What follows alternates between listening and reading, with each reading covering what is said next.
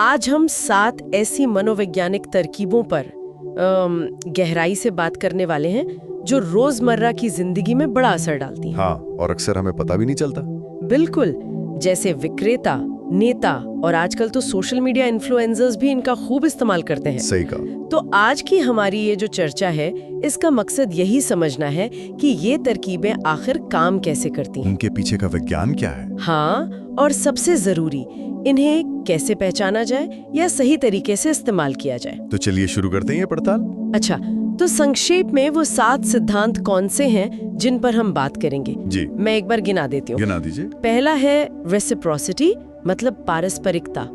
पहले कुछ दो ताकि सामने वाला कुछ करने को मजबूर महसूस करे। दूसरा, सोशल प्रूफ, सामाजिक प्रमाण, दूसरों को देखकर वही करना। हाँ, भेड़ चाल जिसे कहते हैं कई बार। तीसरा, स्केर्सिटी, यानी कमी, जो चीज कम होती है वो ज्यादा कीमती लगती है। बिल्कुल।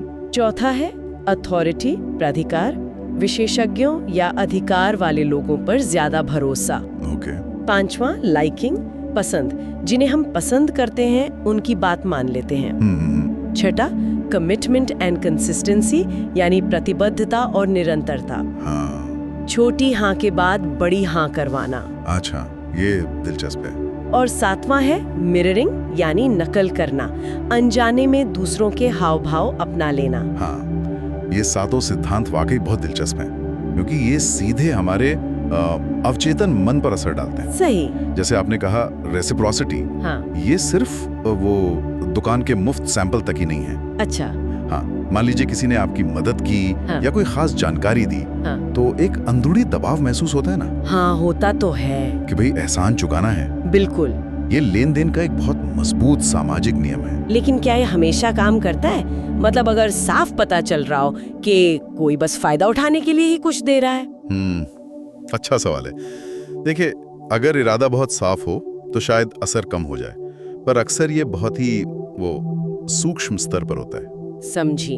अब सोशल प्रूफ को ही लिया है, हम किसी रेस्टोरेंट के बाहर भीड़ देखते हैं और मान लेते हैं कि खाना अच्छा होगा। हाँ, या ऑनलाइन रिव्यूज पढ़ के शॉपिंग करते हैं। ओ हाँ, ये तो बहुत होता है। हमें लगता है अगर इतने लोग कह रहे हैं या कर रहे हैं तो सही होगा। ये एक तरह का मतलब सेफ्टी मैकेनिज्म है, झुंड में सुरक्षित महसूस करना। और स्केर्सिटी, लिमिटेड टाइम ऑफर, सिर्फ 3 सीटें बची हैं। हाँ, ये सुनते ही लगता है बस अभी ले लो वरना रह जाएगा। बिल्कुल, मैंने खुद महसूस किया है। कई बार जरूरत ना भी हो पर खत्म होने वाला है सुनकर खरीदने का मन कर जाता है। एकदम। स्केर्सिटी हमारे दिमाग में चीज की कीमत बढ़ा देती है। ये फोमो जगाता है, फियर ऑफ मिसिंग आउट। हाँ, फोमो। इसी तरह अथॉरिटी है, डॉक्टर का सफेद कोट, पुलिस की वर्दी, या किसी के नाम के आगे डॉक्टर या प्रोफेसर लगा हो। हाँ, हम उनकी बात पर ज्यादा आसानी से यकीन कर लेते हैं। ये दिमाग का एक शॉर्टकट है। विशेषज्ञ की सुनो, समय बचाओ। अच्छा, और लाइकिंग वाला सिद्धांत कि हम जिन्हें पसंद करते हैं उनकी बात क्यों मान लेते हैं? इसके पीछे कई वजह हैं। अगर कोई हमारी तरह लगता है, हमारी जैसी बातें करता है, हमारी तारीफ करता है, हाँ, या बस मुस्कुराकर मिलता है, तो एक कनेक्शन बन जाता है। समानता, तारीफ, सकारात्मकता, ये सब हमें सामने वाले के सुझावों के प्रति ज्यादा खुला बना देते हैं। जैसे कोई सेल्स वाला आपकी पसंदीदा टीम की बात छेड़ दे। बिल्कुल, एकदम सही उदाहरण है। ये लाइकिंग और मिररिंग भी जुड़े हुए लगते हैं ना। मिररिंग में भी तो हम अनजाने में सामने वाले की नकल करते हैं। हाँ, बिल्कुल। मिररिंग, जिसे कमेलियन इफेक्ट भी कहते हैं, ये तालमेल बनाने का एक बहुत अनकहा तरीका है।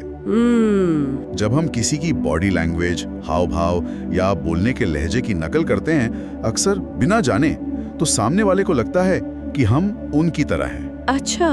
इससे विश्वास बढ़ता है, पसंद बढ़ती है, बातचीत सहज हो जाती है। और वो आखिरी वाला, कमिटमेंट एंड कंसिस्टेंसी, छोटी हाँ से बड़ी हाँ तक ले जाना, ये सुनने में थोड़ा चालाकी भरा लगता है। हाँ, लग सकता है। ये इस सोच पर आधारित है कि हम सब अपने काम और बातों में एक जैसे दिखना चाहते हैं, कंसिस्टेंट रहना चाहते हैं। ठीक है। तो अगर कोई हमसे पहले एक बहुत छोटी सी चीज करने को कहे, मान लीजिए किसी ऑनलाइन पिटीशन पर साइन करना, जो आसान है, हाँ, और हम कर देते हैं, तो बाद में उसी मुद्दे से जुड़ी अगर कोई बड़ी मांग रखी जाए, जैसे चंदा देना या कहीं जाकर मदद करना, तो हम मना नहीं कर पाते। संभावना बढ़ जाती है कि हम हाँ कह देंगे, क्योंकि हम अपनी पहली वाली हाँ के साथ टिके रहना चाहते हैं। इसे फुट इन द डोर तकनीक भी कहते हैं। बाप रे, तो ये सातों सिद्धांत तो वाकई हमारी रोजमर्रा की जिंदगी में हर जगह है। मार्केटिंग, रिश्ते, बातचीत, हर जगह। और इन्हें समझना बहुत जरूरी है। हाँ, ताकि हम पहचान सके जब कोई इनका इस्तेमाल हम पर कर रहा हो। बिल्कुल, खासकर जब चालाकी से या गलत इरादे से इस्तेमाल हो रहा हो। जैसे कोई लगातार बिन मांगे एहसान करे और फिर अचानक कोई बहुत बड़ा फेवर मांग ले। वो रेसिप्रोसिटी का गलत इस्तेमाल। हाँ, या हजारों संतुष्ट ग्राहक के दावे बिना किसी सबूत के, वो सोशल प्रूफ का दुरुपयोग। और लिमिटेड स्टॉक की सेल जो हर हफ्ते आती है, वो स्केर्सिटी का खेल।